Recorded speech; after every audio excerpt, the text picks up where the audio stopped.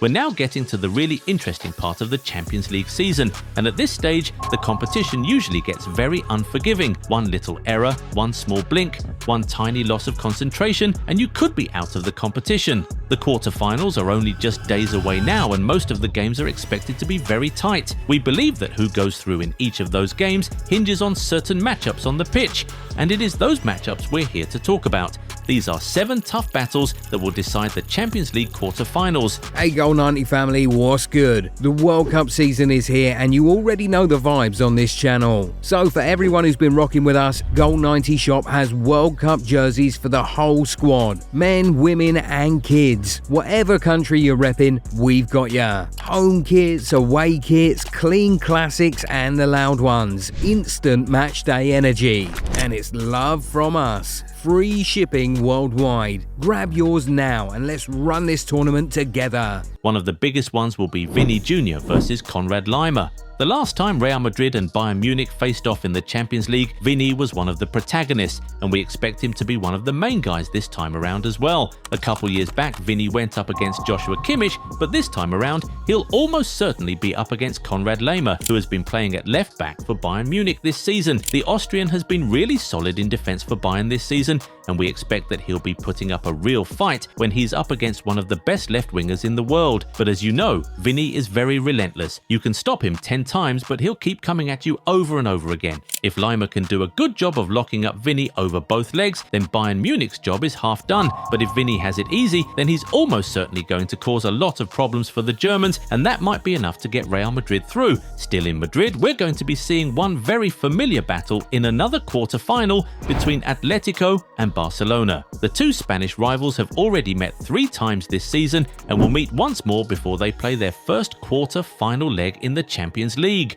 From their recent meetings, we can say with some confidence that who goes through to the semi-finals of the UCL this season might be determined by the outcome of the battle between Lamine Yamal and Matteo Ruggeri. Of course, Yamal is Barcelona's best player and the fulcrum of their attack. Everything goes through him, so Barcelona's success in Europe largely hinges on how well he does in those big games. But from the previous games against Atletico, we can tell that Ruggeri is a tough guy for any winger to go up against, so that is definitely going to be a battle to watch. For what it's worth, we believe that Atletico will double up on Lamine Yamal in those games, so he won't always be 1 versus 1. But to a very large extent, the outcome of that game will be determined by who wins that battle between Lamine Yamal and Matteo Ruggeri. On the other side of the pitch, we'll also be seeing a very huge battle. But before we look at that, if you aren't yet subscribed to the channel, go do that right away so you never miss out on our amazing content. Done? Okay, now back to the video. Still on the topic of the quarter-final tie between the two Spanish giants, the battle between Marcus Rashford and Marcos Llorente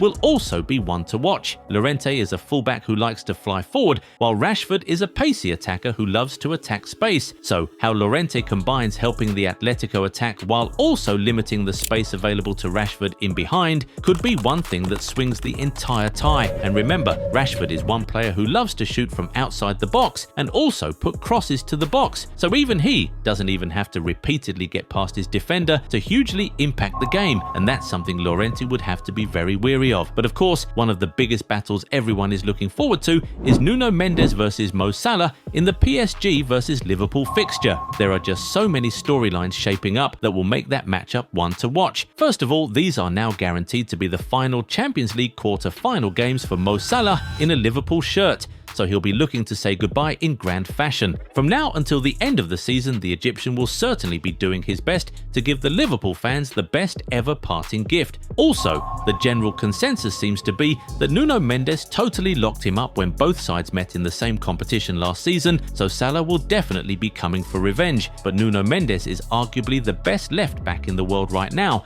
and still in his absolute prime, so revenge or not, he will be no pushover. He will certainly be giving Salah a hard time.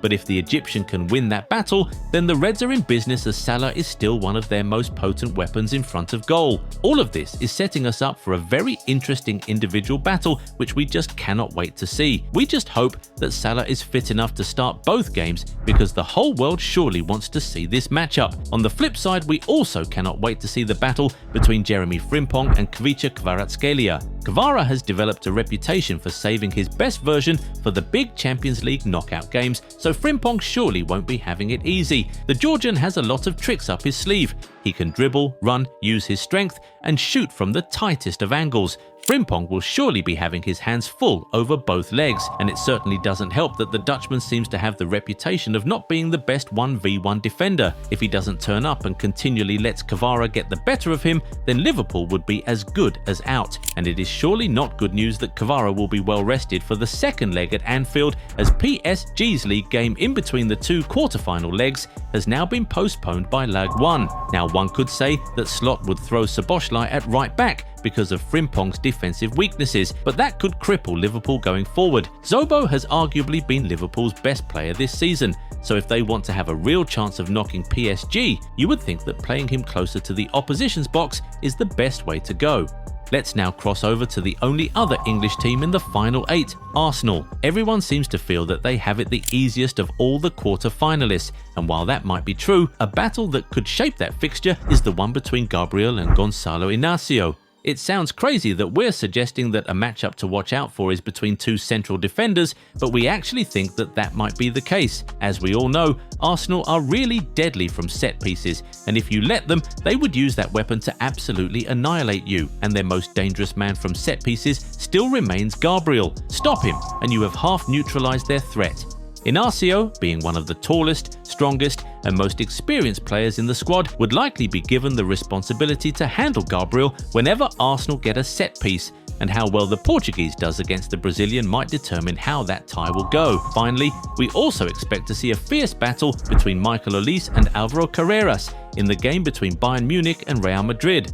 Carreras has grown to become one of the best left-backs in the world since his move to Spain last summer, and of course, Olise has been one of the best and most creative right-wingers in the world over the past 2 years. Which one of these top players will shine in those two games? The answer will influence who goes through to the semis. Carreras is much stronger than Olise, but the Frenchman is very tricky. He also doesn't need to always get past his marker to make an impact on the game. He also has the ability to pick a pass from anywhere and set up Kane and Luis Diaz, so the Real Madrid man must be alert at all times. Olise can hurt his opponents in so many ways, so he is definitely one to keep an eye on. His threat on that wing might also force Carreras to limit his contribution to Real Madrid's attack, which could leave Vini isolated a lot of times. Everything will definitely feed into each other, and it'll certainly make for a very captivating football match. Now, for you, what's the biggest individual battle to look forward to in the upcoming UEFA Champions League quarter-final games? Who do you think will come out on top in each of those battles? Can you predict what teams will make it to the Final Four this year? Get in the comments and talk to us. If you enjoyed this video, give it a thumbs up and subscribe to the channel. Also, turn on the bell notification so you never miss out on new content. Catch you in the next one. Bye.